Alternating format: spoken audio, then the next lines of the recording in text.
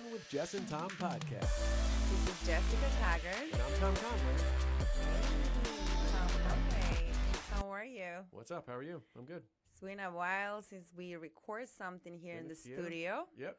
But, you know, we have exciting things going. So today we have a book club episode about the 5 love languages by Gary Chapman.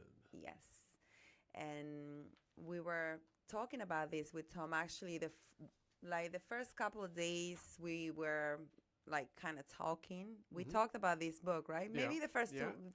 first few weeks. I remember very early on in our conversations, and I had read this book like, oh my God, maybe like 2017 with a church group and we went through this, and it was really cool, really good. Yeah, and I feel like I have read it before too, and I feel like we both kind of fall in the same category, kind of, but we are going to do the test here live. Oh my God, so just exciting. to see what comes up. But in my case, my love language seems to be acts of service. Yeah, and so when I took it back then, also my two where you have active service and physical touch. Yeah, and I feel like I don't know why I've been feeling like words of affirmation has been big to me lately for some reason. I feel like it would be natural that it changes, right? As people change. No, I don't know. Maybe as you discover more of the things that you were lacking growing up. Yeah, but look at it like this, right? As we go through, we're soul searchers, right? We're always doing personal development. We're always doing a bunch of stuff. So perhaps as you kind of uncover and remedy those old injuries, maybe your love language changes. It's I possible. mean, we should probably have known this stuff prior to doing this show. But It is possible, but we will find out after we take this little quiz. So we want to start doing that. So we'll do that we right find now? out. Yeah, let's do that right now. Sure. And find out. So when we kind of discuss the love languages, we'll know where we fall. Okay, that's fun.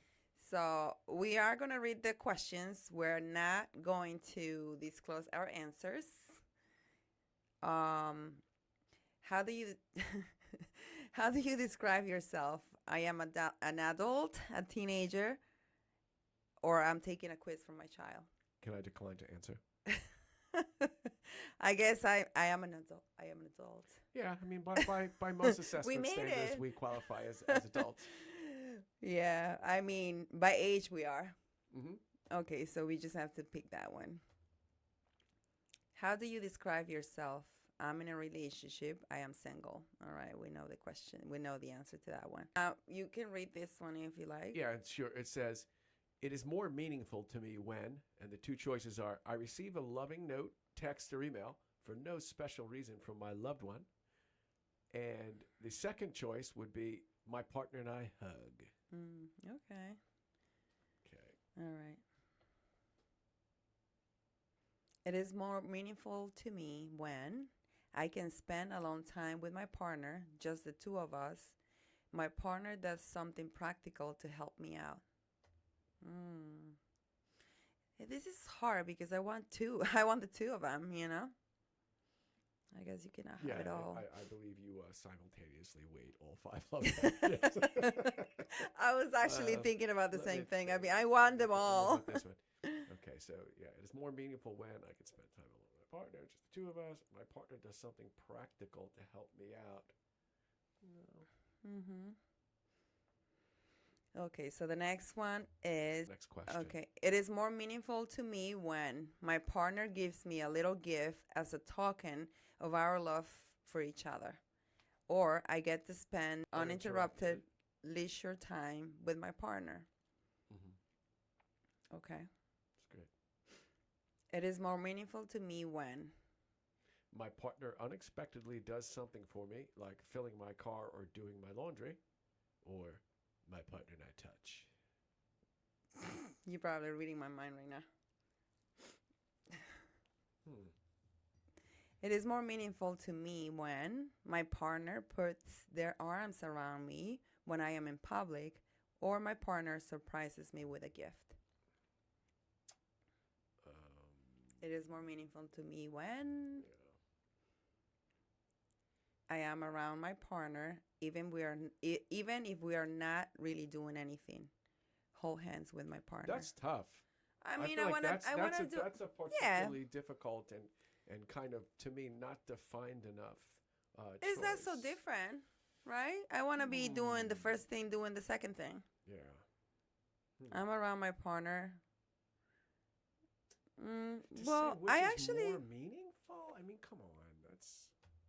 Okay, go ahead. okay.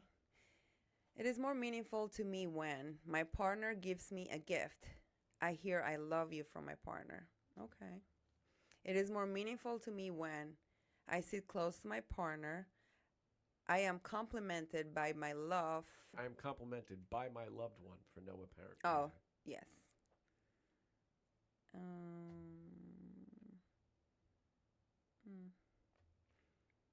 It is more meaningful to me when I get the chance to just hang out with my partner. I unexpectedly get a small gift from my partner. I'm gonna go and read the next one. It's more meaningful to me when I hear my partner tell me, "I'm proud of you," or my partner helps me with a task. I want both. Well, I mean, it's like, hey, honey, hold this bucket, Oh my God. So hard. All right. Yeah, anyway, we can talk about this after. Yeah. I don't really like any inbound anything. You know what I'm saying? I don't want gifts. I don't want compliments. But it is important for you to know that you are being seen in a good light. Yeah, 100%. Right? Mm-hmm. So that's a compliment. I get to do things with my partner. I hear supportive words. Well, you have to make sure. I mean, I'm just continuing to read. It's more meaningful to me when. Okay. Yeah. It's more meaningful to me. Well, you already did. For the last question. Can you do it again? Yeah, it's more meaningful to me when I get to do things with my partner. I hear supportive words from my partner. It is more meaningful to me when my partner does things for me instead of just talking about doing nice things. I'm still lamenting the last one, if you don't mind. Just a moment. Oh, can you reread it then? Yeah. It's more meaningful to me when I get to do things with my partner or I hear supportive words from my partner. I like both of them. Yeah, this is tough. Can we do things together while I hear supportive words? Once again, you want the onion rings and the fries. Of course, why not? If you can have it all, why not? Right? Yeah, I don't know. Yeah. Just go ahead. So it is more meaningful to me when my partner does things for me instead of just talking about doing nice things. Of course. I feel connected to my partner through a hug. Okay. So good. It's more meaningful to me when I hear praise from my partner or my partner gives me something that shows they were really thinking about me. Again, I think that's, I don't want really praise. Like, you know what I'm saying? I don't really want praise. I mean, I feel, anyway, we're not supposed to talk about this out loud, right? Sorry, yeah, I mean, if you want to, it's fine, No. It is more meaningful to me when I am able to just be around my partner. I get a back rub or massage from my partner. Oh, this is one thing. He doesn't really enjoy the rubbing. I actually really think that we'll just stick to the contact. Okay, let's just stick to the contact. Okay, so let's read it again. I am able to just be around my partner. I get a back rub or massage from my partner. Okay. All right. Okay. And it's more meaningful to me when my partner reacts positively to something I've accomplished or my partner does something for me that I know they don't particularly enjoy. So it means, like, if you enjoy it when you know your partner's not enjoying it, that kind of means you're, like, making your partner unhappy, right? No, but I feel like, you don't necessarily need to have the same interests But if your partner supports you on everything, and if, your partner shows you support even if he's not into the same, I feel like it's important. Okay. It's meaningful to me when my partner and I kiss frequently. I sense my partner is showing interest in the things I care about. Okay. And just for you who just tuned in, we are doing the test for the 5 love languages to determine what our love languages are for later discussion. Mm-hmm. Maybe a little splash screen, 5 love language test in progress. Or something. All right. The next one is, it's more meaningful to me when my partner works on special projects with me that I have to complete. My partner gives me an exciting gift. It is more meaningful to me when I am complimented by my partner on my appearance, or my partner takes the time to listen to me and really understand my feelings. Nice. Deep. It is more meaningful to me when my partner and I share non-sexual touch in public, or my partner offers to run errands for me. Can we do both? That's a good one. Oh my God, I love when my partner offers to run errands for me, actually. Yeah, and I love doing the holding and touching in public, but too. The thing is, why do I have to include public there? Like, obviously, looking for some kind of other feedback, right? Like, look at me loved. All right, yeah. Okay, whatever. No, I think I like Fine. that. Okay, you can read this one. Yep. It's more meaningful to me when my partner does a bit more than their normal share of the responsibilities we share, or I get a gift that I know my partner put thought into choosing while I was doing all the work around the house. No. So I'm going to read that one. Okay. It's more meaningful to me when my partner does a bit more than their normal share of the responsibilities we share around the house, work-related, etc., or I get a gift that I know my partner put thought into choosing. Alrighty. Yeah. It is more meaningful to me when my partner doesn't check their phone while we are talking. Sorry. My partner goes out of their way to do something that relieves pressure on me. Oof. That one's complicated.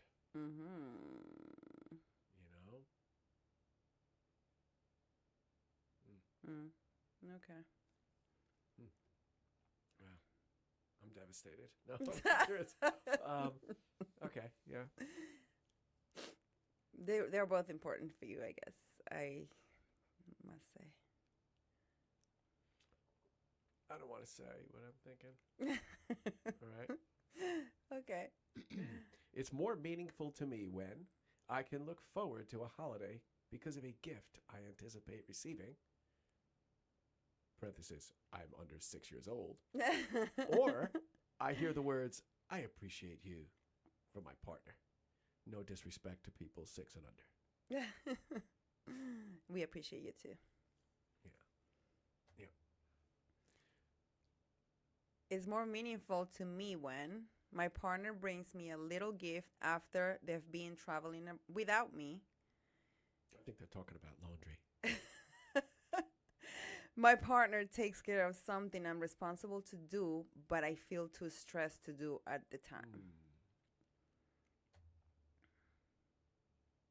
It's more meaningful to me when my partner doesn't interrupt me while I'm talking, or gift giving is an important part of our relationship. I feel like that was a setup. It's more meaningful to me when my partner helps me out when they know I'm already tired. I get to go somewhere while spending time with my partner. Again, trick question.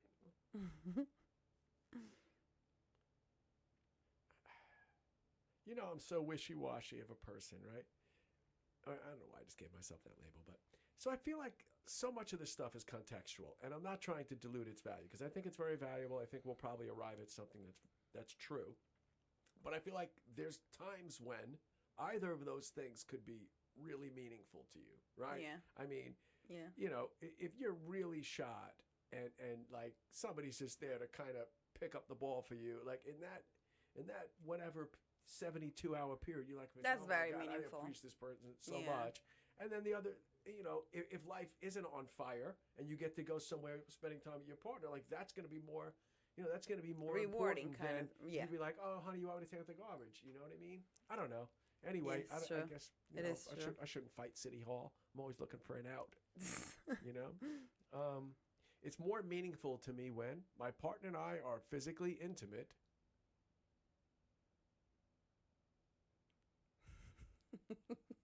Or my partner gives me a little gift that they picked up in the course of their normal day. Like a Nathan's hot dog. Instead of.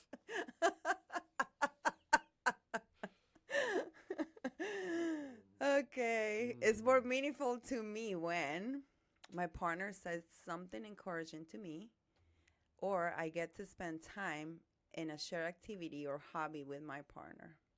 Uh-huh. I wish I didn't mention the context thing earlier, because now it Yeah. could be. Oh my God, I just blew this up, I think. You lost it? Hold on. No, wait. Oh, there it is. Okay, sorry. I got it. All right. Oof, that was scary. It's more meaningful to me when my partner surprises me with a small token of their appreciation. My partner and I touch a lot during the normal course of a day. Okay. Tough to choose.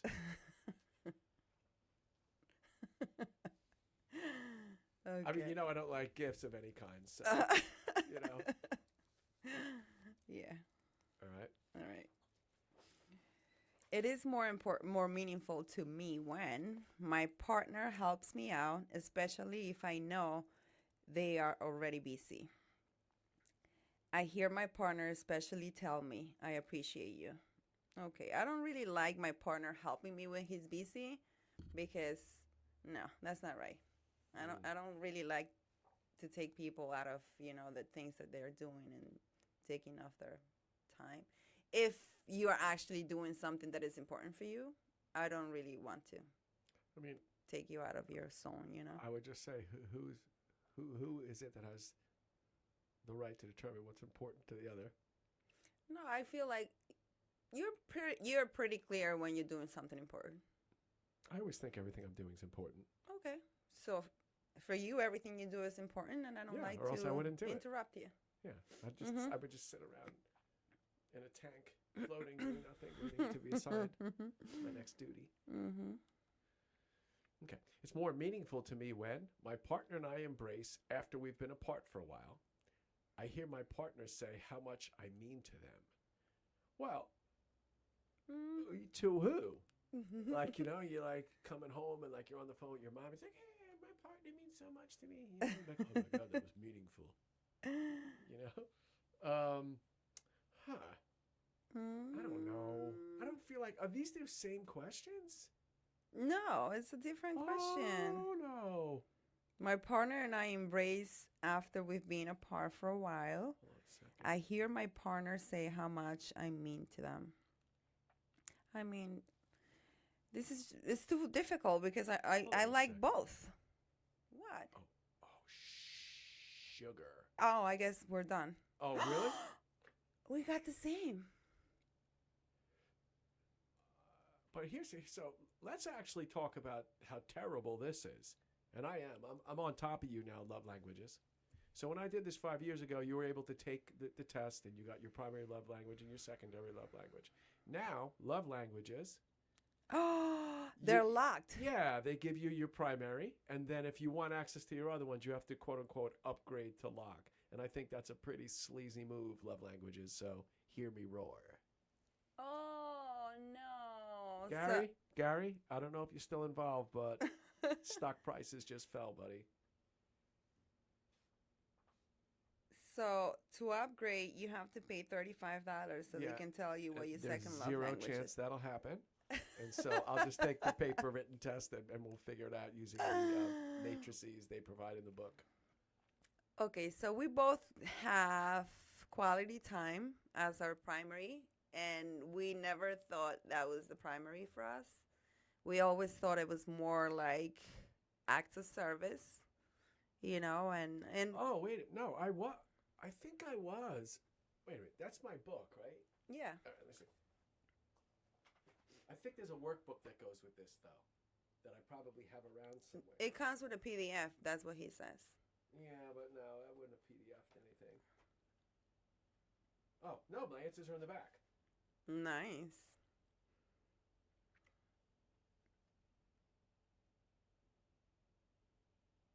Can I read these?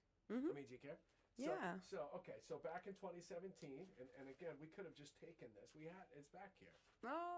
Yeah. I thought so. I do remember that it was in the book, but I thought there was a separate. Yeah, I mean, we already bought 3 books. Yeah. It wouldn't be fair to pay another $70 to just find out what our second. Am I right, Gary? I'm sorry. You know what I'm saying? I'm sorry. more We than 2 really customers, love pal. your book. We All really love your So book. anyway, We have 3 of them, by the way. According to the 2017 results, back then I was quality time and answered 9 questions that referenced quality time, and then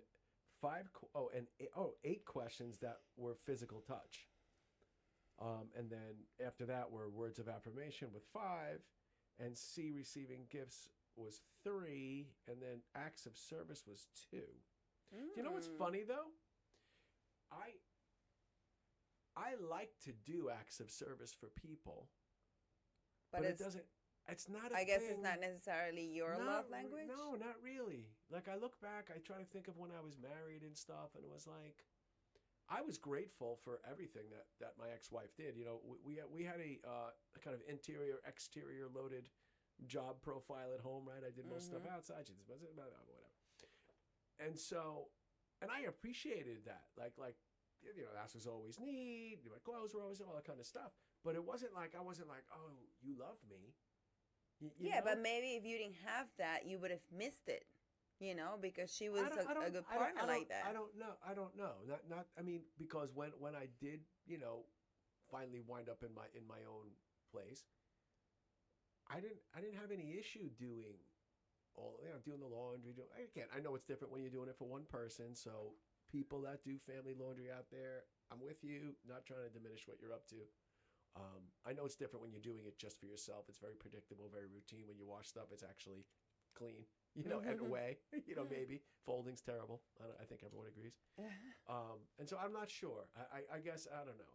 I can't say for sure. I don't remember acts of service being specifically meaningful to me. Maybe you do that as an act of love.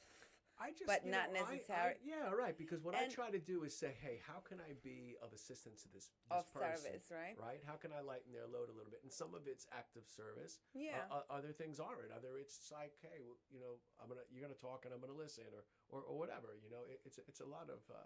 I think it's just different approaches. But anyway, that's my little short story, and there's my score. So for my 2017 results, I was a quality time person, quickly backed up by a physical touch person. Okay. Yeah. And I think he did say something about like how you actually behave when you grow up, you adopt certain behaviors, right? And probably you grew up in a home where providing this act of service would fill your tank of love in a way. You will feel loved if you would do that, right? You know, actually, and maybe that's why. And that's what I'm thinking, right? You adopted it. Maybe not only that. So maybe at a particular period, and I almost take the maybe out of it because that's what I'm thinking. I'm thinking about me in 2017 and where I was at in my life and what I had and what I didn't, right?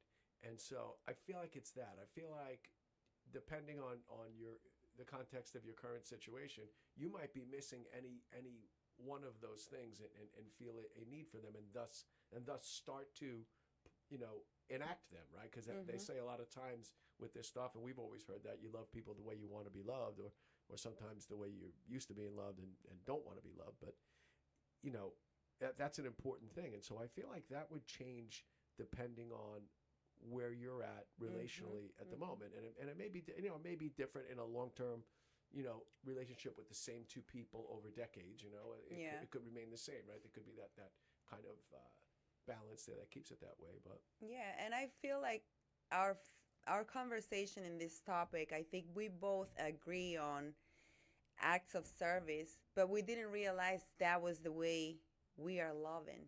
That wasn't the way we wanted to be loved, but that was the way we were given love, right? And this is talking about the way you want to receive but love. You know what's funny? But here it's quality time, right? That's right. That's the one. Right. Mm-hmm. Yeah.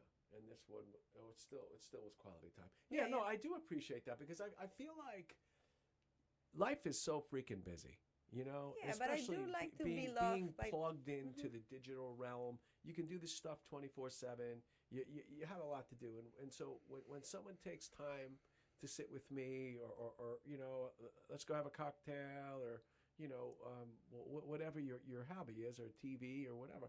I really enjoy that, you know. Yeah. I really, it's important to sit and eat, have a conversation, spend time together. I really like that. And so I think regardless, I really like that. I don't know why that is. You know, if you look back, I mean, it is important. And one of the notes I made that he said, even for giving gifts. Yeah. You know, giving the gift of your present 100%. is 100%. Yeah, but they're specifically talking about material. Yeah, but no, but he did mention the gift of your present is an act of giving yourself too. It's a gift. He said it's providing quality time with that gift. Pretty much. So that's pretty fine. much. Yeah. So I feel like the gift of being present with your spouse is 100%. Very important. You know, and respectfully. You know, because in the past, I mean, in the past, I was like addicted to my phone and my, you know, and my. How long into the past are we talking about? I have February. I feel like with you, I feel like I've done so much better. Like when we go out to dinner, my phone is not in my hand. You know, when we're having. Which phone are we talking about? The work phone. Oh, okay. All right. Cool. I feel like I've done, you know, I'm doing so much better. You know, if you have met me a few years before, you probably would have said like, get out. But again, I think that there is a sheer irony in the fact of someone whose love language is quality time, that it wouldn't automatically be that way, right? Like humans, we are complex creatures. Yeah. Uh-huh. So then I have a few notes here if you want to. Like, let me tell you guys what all the five languages of love are according to the book, right? Sandwiches. So first one is words of affirmation. We've been talking about that. The second one is quality time. The third one is gifts. The fourth one is acts of service, and the fifth one is physical touch, right? Yeah. One thing that I really love that he said in the book is, you know, when you request something, you're giving love a direction. When you demand something, you stop the flow of love. I like that. I really like that, Sure. You know, because sometimes we feel entitled just because we're in a relationship, right? We feel entitled to say this is it or else, right? And it sounds more like a demand instead of a request. That doesn't sound like that. It is one. That is it is a demand. That's exactly what a demand sounds like. Yeah. So I feel like it's very important to learn to, you know, ask of your spouse. When you want to ask something from your spouse, to do it as a loving request. Yeah. Right? One of the things I talk to my kids about, I've always said that, like, love never says, if you love me, blank. Right. If you love me, you'll do this, or you won't do this, or you'll give me all that. Right. It's like immediately like run really fast. And sometimes it's just our instinct, you know, our human instinct that we don't want our relationship to fall in the same category as our previous relationships, and we just say, you know, we express certain things as demands, right? I feel like in some cases it happens, but another thing, if you want to talk about this, I actually, you know, most of the things right after that question are no, but What question? The demand? If you want to talk about the this. request. No, if you. Oh yeah, that too. No, but if requests and demands. If you want to talk about this. The question. No, thanks. The answer is no. Okay. Go ahead. I'm kidding. My name is no. Oh, you should probably sing this song. What is it? My name is no. Sounds great so far. Yeah, where can I get a hold of it? My number is no. Yeah. Uh-huh. My last name is no. And he also talked, I think I said this before, he also talked about the love language being something you learn by a tradition, right? Like, let's say your father thought you, he showed his love language by being the provider. Yeah. Which in many cases, that was Or that just was how it. your household was run, Right? If you were in a two-parent household. So in his perspective, he was being a loving husband, he was being a loving father, but maybe the children and the mother needed some quality time, right? But I feel like back in the day, nobody really sat to take a little quiz, about that. Things were the way they were. But no, I don't. Yes, right. In theory, that could have been the case, but it also could have been that relationship, that demonstration of love worked for the context of your parents' marriage, but they're different people than you are. Yeah. And so that might have been fine, and I'm sure it was often misunderstood. Listen, for centuries, I shouldn't say centuries, it probably wasn't that long. But for many years, it was similar to what I said earlier. Men's responsibility was the outside, of the house, right? We're talking about past the agriculture phase and stuff, where a lot of men and women farmers worked side by side. But in 1970s U.S. East Coast, where I'm from, it's very typical for a man to be able, it was taking care of the outside of the house. The mother at that time, much fewer women were in the workplace. Yeah. And so their job was to take care of the kids in the house, get good cooking and stuff like that. Unless, the blessed barbecue showed up, in which case only the man could do it. It's like, get out of the way. I'm going to burn this stuff on my own, and so that was kind of like the cultural role division. And so it was mostly well accepted. It was mostly well accepted. So that would have been a normal demonstration of love. Not to say that there weren't plenty of women in the workplace and young ladies that wanted to be, and that's fine. And we saw where that all went, and that's great. But I think it was just very common, especially for middle class families, to have that scenario. Yeah. I mean, you drive down the block, or at that time, walk down the block on a Saturday morning, and almost every man would be out cutting his lawn, like, simultaneously. Either that or like an elder teenage son would be doing it, and he'd be like, thumbs up somewhere else, working on the cars and whatever. I guess love. It's a little bit of a side. I guess love back in the day had like a structure, and that was it. That was it. The man takes care of this.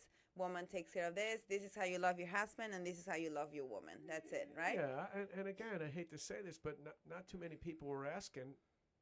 Right. Is this working?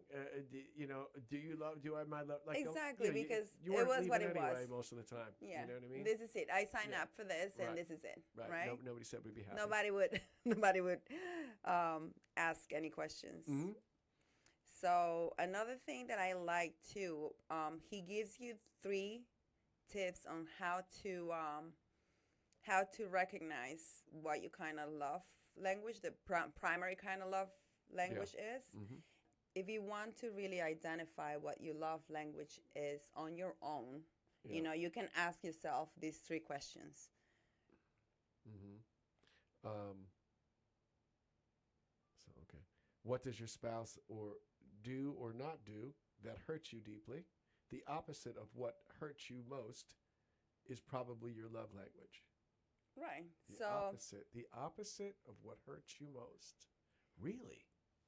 Right. So let's say you asked your husband to give you quality time, and he's never home. Yeah. He's never with you. He's never spending time with you, or you never do things together. He's always working and providing, right? Yeah. So it's not always the case, but it could be that your love language, you want that quality time because you don't have it, right? Yeah, but and you're asking if for it. The opposite of what hurts you most is probably your love language.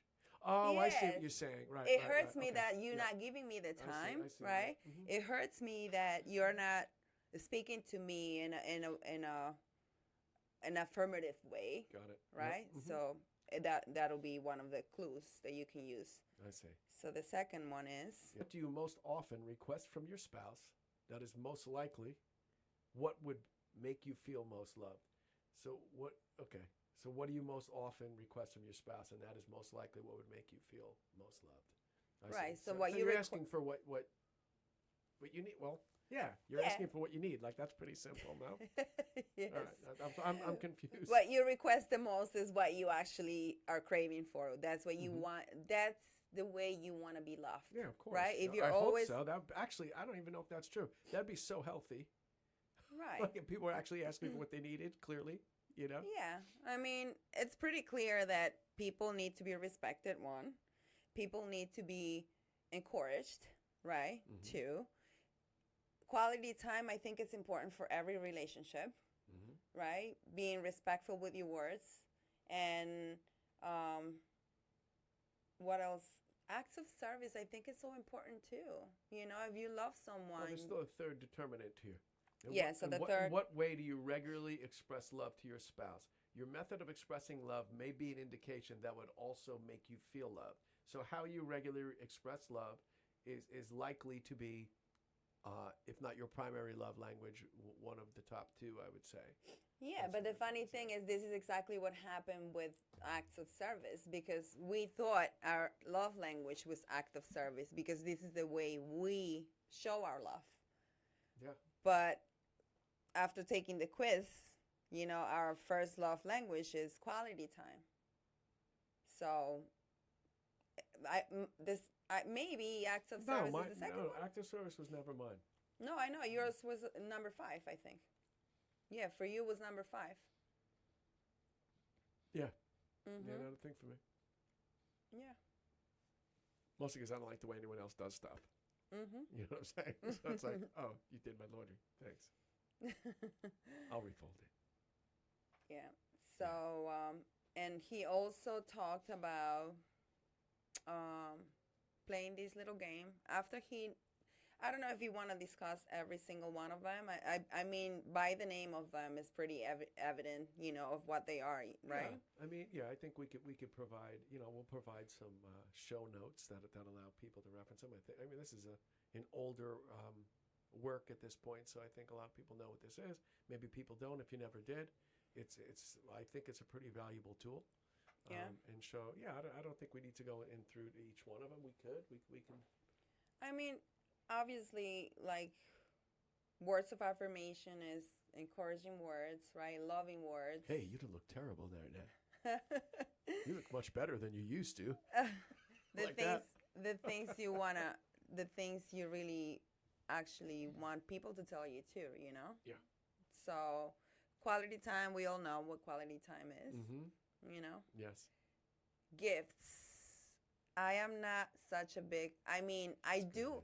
And I was actually thinking about that today because even though that's not my primary love language, I really do love, you know, the thoughtfulness behind, you know, because you've given me some gifts and stuff, and I really that's like quality. Like in a way, that's quality time, right? Because it's not necessarily a gift. You like the fact that you're being thought of. You know? Yeah. Right? Yeah, like but at the same time, that means something. Like to say, oh wow, in the middle of somebody's day, they thought about me for a second, and they decided they wanted to bring me this slice of Sicilian pizza, and that was nice. It's nice of you. Put it right up here. I'm gonna hang it up. Yeah. So I feel like that really shows your, you know, love and appreciation. Even though it's not my primary language, I really feel appreciated when you know, when people think about me in that way. Well, but I feel like that's just everything. Yeah, it's normal, right? You know, yeah. No, I mean, but it's literally every single thing. That's what it communicates to you is someone's thinking about you, not you, everyone, all of us. Yeah. You know, all of these things. That's what they communicate to you. Yeah. You know, and so yeah, it's important. People, it's nice to know that you have that kind of you know, presence in someone's life. You know? Yeah. Yeah. Hmm. And then acts of service, I feel like I really think that you are one of those people, for what I know of you before we started really talking, Hmm. I've learned that you have been a person who's always been there for people who needed you, I'm a you know. doer. Yeah, Yeah, I'm a and doer. you just offer your help without any intention of anything. No, and I, we've talked about this a couple of times in different. For me, throughout the course of my life, what I've observed and experienced a few times as a younger person and not so younger person, is that it is so difficult. The most difficult thing for anyone is to ask for help. And so, because of that, I try to be observant in people's lives and in the situations that I'm in, and I provide that help before they need to ask for it. Mm. Now, that can be presumptive, sure, in some situations.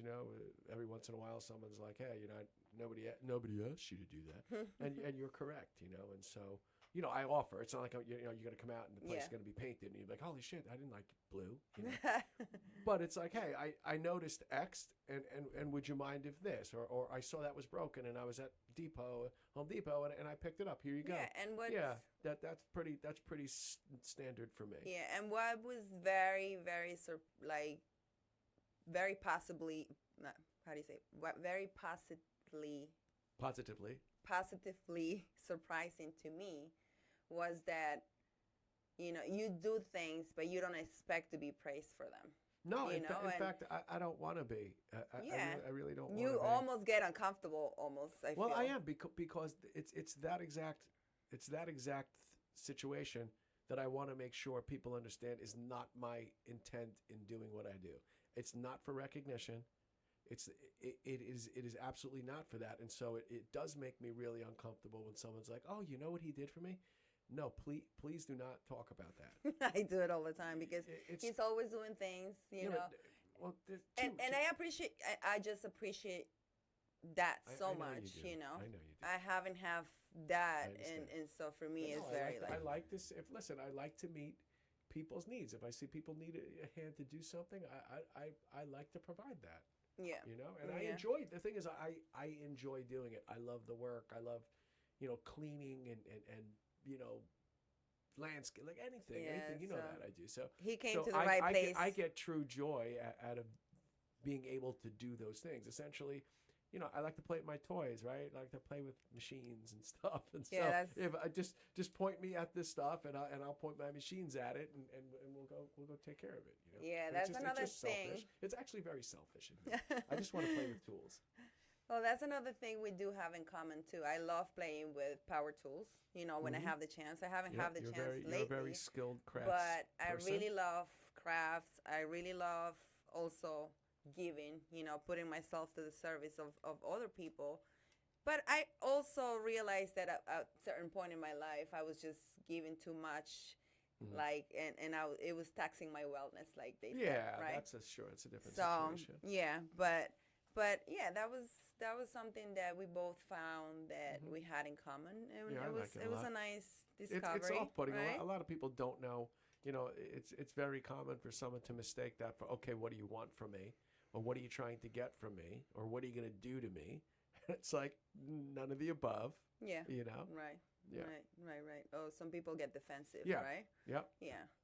And well, the last one is physical touch, which like all love languages have different dialects, right? Mm-hmm. And one of the examples he gave, I forgot which chapter was it, that I think it was the words of appreciation or something. Affirmation. Yeah. The words of affirmation. I don't know what are you getting at? Oh no. I forgot what the example was. But they both had the same love language, but one of them was. It was words of affirmation. It was what? That'd be off. I mean, I think the spectrum is a lot bigger in physical touch than it would be in anything else, really, because there's, again, I'm a contact kind of person. Like, Right. like again, like I like to like be like, hey, you know, but I don't want to constantly be like kissing and hugging and like I'm usually using my hands first of all. Like I'm kind of busy, you know, and so I like physical touch. I like to wrap my arm around. You know, I'm a hugger. It puts a lot of guys off a lot. I like to hug. I greet my friends with an embrace usually, and even some like kiss on the cheek sometimes. And that's very normal for me. I feel like I want to exchange that with somebody. Yeah. And so it's not for everybody, but in other ways, yeah, I don't want to constantly be, you know, touched. And I'll use the word stimulated, and I don't mean it in a sexual way, but I don't want to constantly have my senses activated, and so Right. it gets me a little like, you know, Right. like that. Well, and you know? that we can give an example with that but it was something else. Another example that he gave in the book that this couple have the same love language, but they weren't communicating, you know, exactly the way they needed to be, you know, Yeah. communicating.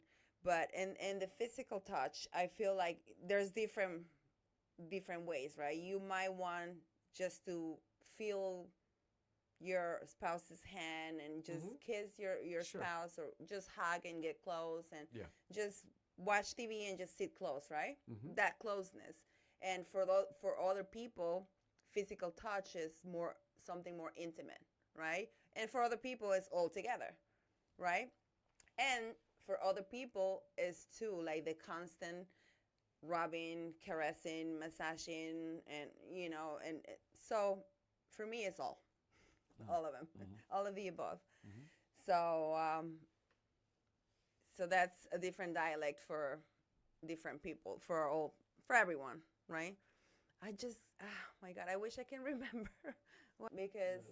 It wasn't. I think it was the people from No, yes, that he was stayed it. at their house. No, that was it. Because they both wanted acts of service. She wanted him to do the laundry and to mow the lawn. That's all she wanted. And he wouldn't help her. And then when he asked what four things do you want from him, she said laundry. If he can help me with the laundry, if he can change the baby's diaper, if he can mow the lawn once a week, and one more.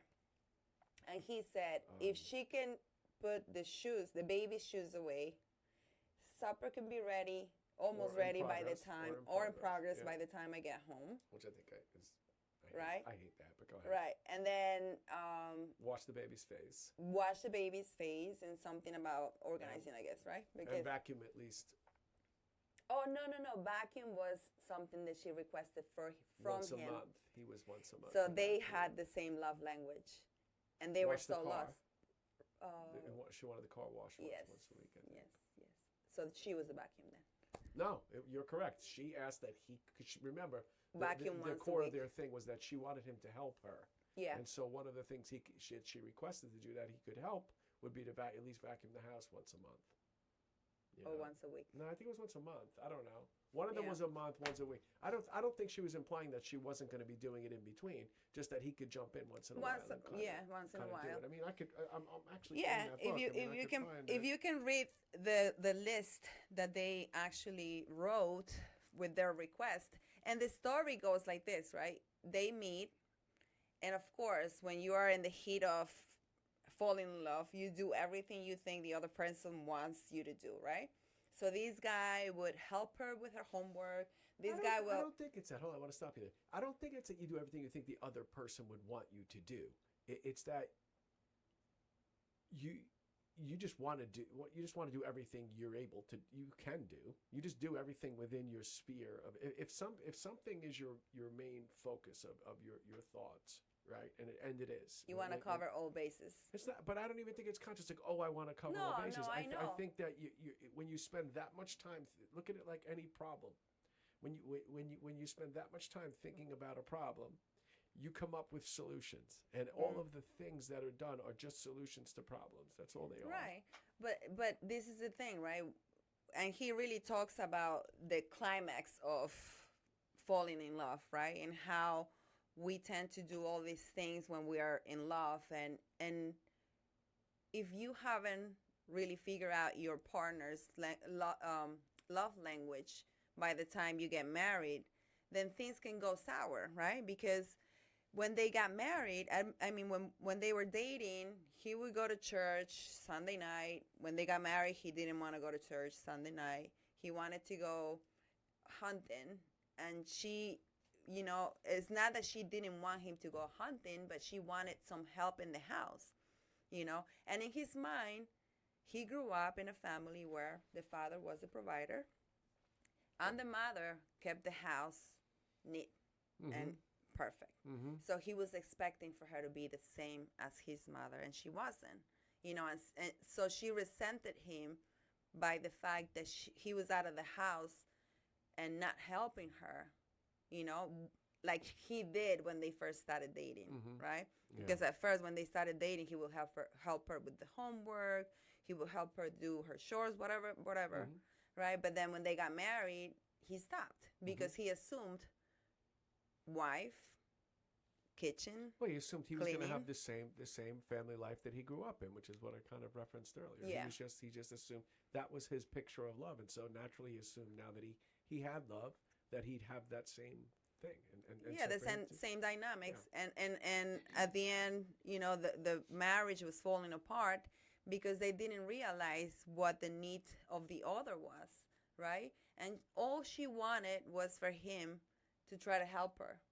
So with the house, work. And he only wanted her to take care of the house a little more, So at the end, do you find the list? Yeah, I did. We were pretty much correct. Only then you were correct about the interval of the cleaning. And it was watch the car once a week, cut the grass every week during the summer, because what she said, but I guess he was out, whatever he was doing during the day, he would let it grow, and it was vacuum the house once a week. Yeah. And I mean, listen, I don't know, I just like. Yeah, and for her was try to keep the house neat, get supper ready or almost ready by the time he got home, and make the bed every morning was important for him. Every day. Right? Yeah. So things. It's just like, it's such a, come on. I know, but if this is what I mean when I tell you acts of service, though, it's not my thing. If having the bed made every day was so important to me, I would do it. You know what I'm saying? I wouldn't be like, if she loved me, she'd make the bed. Right. But that's the way he grew up. I know. Just, in his mind, that's the women's role. That's the woman's role, table, right? Yeah, that's all great. It's like, I freaking, Yeah, I mean, things have changed. Things have changed, obviously, right? But I think it is important to understand what the other expects. And that's the thing. So that's where my quality time comes in, right? Rather than have my partner running around doing all that kind of stuff, I'd rather just be able to sit and have a cocktail, hang out, whatever, rather than, the beds are made, oh, good. Oh, the carpet, oh, good. I'm really glad I got it vacuumed. To me, it's just like, that's great. And I guess this is what I was trying to kind of getting at earlier, and I know back when I did it in 2017, it was because I was used to doing most things by myself anyway, it wasn't that valuable to me. Like, it was something important to me. I probably had a pretty good system to get it done, and I would get it done. And so I would much rather have someone spend time with me than spend 2 hours a night in the kitchen and then cleaning the dishes and then putting get out of here. Yeah. You know what I mean? And even for me, like, okay, like, I help, like, I don't mind washing up and stuff like that, no problem. Or for myself, I would do it. Like, but I just think it's not a really great use of time. That's what it is. I just don't think it's a really great use of time, whether or not you're employed outside the home or otherwise. To me, it's just like, come on. Yeah, one of the things I've noticed a lot, in certain cases is that the way you expect to be loved comes from the way you grew up. Yeah, whatever lack you that's have. What love is. It's whatever. But the thing is, like, whatever you look at what you were lacking. If you were lacking of that, and in many cases that happens, if you were lacking of that physical contact with your parents at an early age, you were always craving for that, right? Yeah. If you were lacking of words of appreciation, you are craving for that, right? If you were lacking of your your Christmas gifts, you might want some gifts. And I feel like the lack we experienced growing up probably made a lot of our needs, Mm-hmm. um, Sure. nowadays. So Yeah. yeah, No, I think you're probably correct. I feel like if I what I remember from my childhood, and I talked about this a little bit when we were on the Mike and Jill show a few weeks ago. Um, my dad worked more than one job. He was a police officer, um, and so his schedule was irregular, and so he wasn't really available that often. When he was, my mother didn't drive. They had moved out from the city in 1963, and my mother never learned to drive, and so my dad was also her only transportation, and so he would be working. He'd come home and then either stop sometimes for at the grocery store on the way home, or he would take my mother, go grocery shopping, come back, and this was like this daily procedure repeated itself constantly. And so not only was my mother very occupied a lot, my dad was either not there or occupied a lot, doing whatever he was doing around the house or trying to do around the house.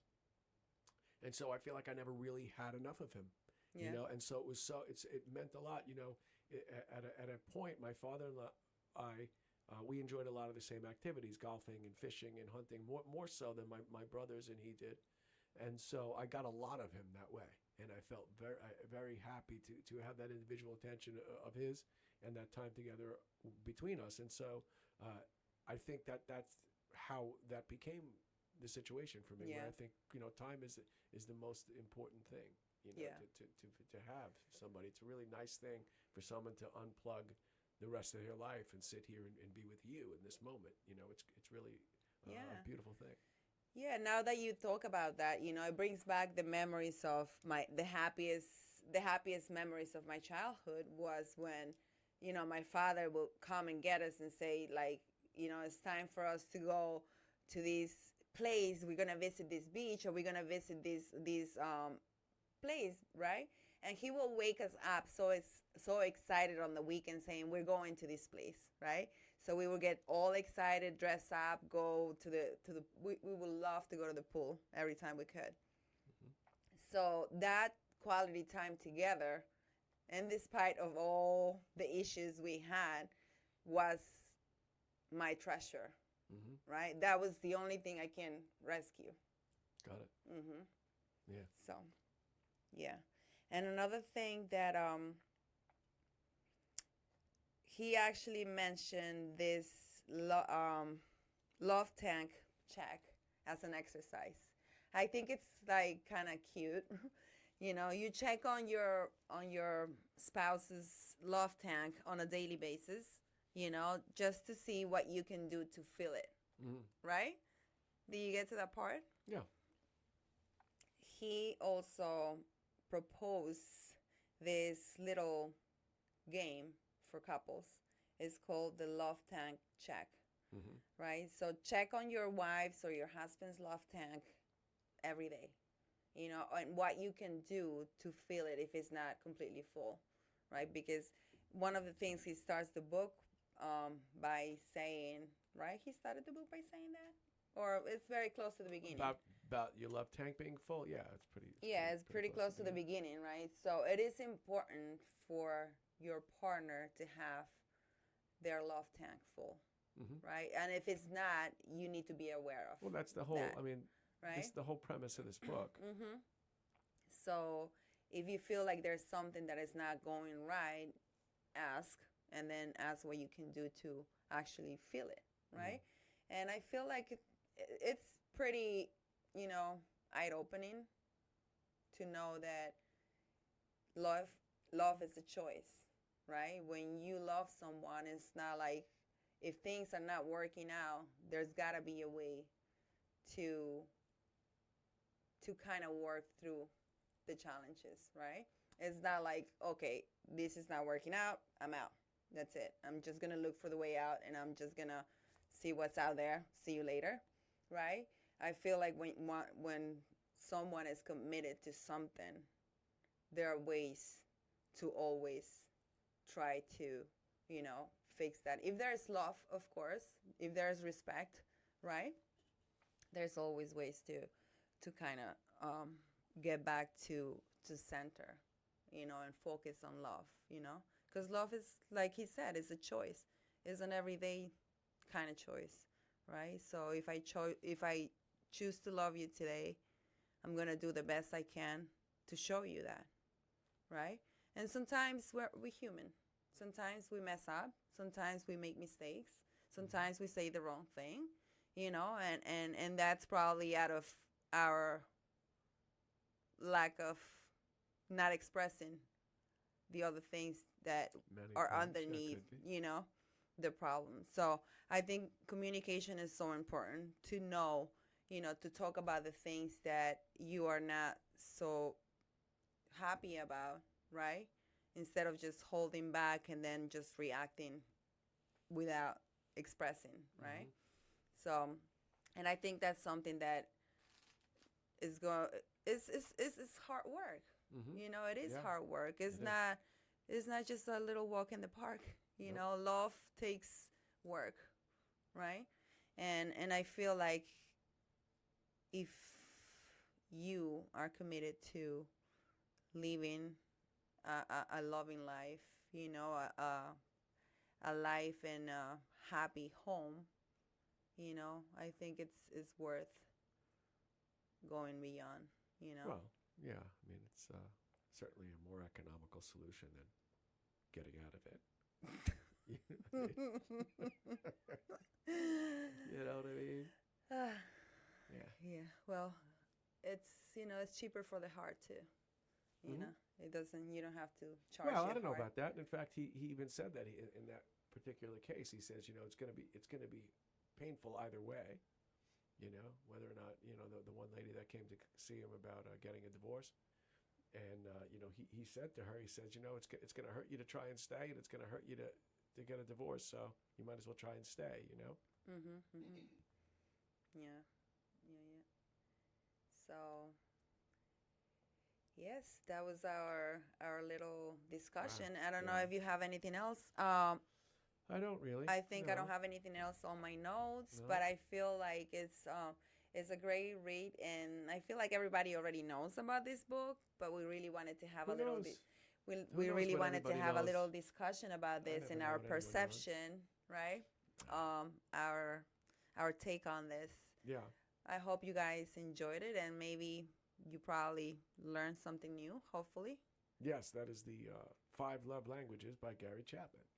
And we will be putting the appropriate notes in the show for the online love assessment test so you can determine your very own love language and the other pertinent material regarding this book. Yes. So thank you for tuning in, and we will see you, or you will see us next time.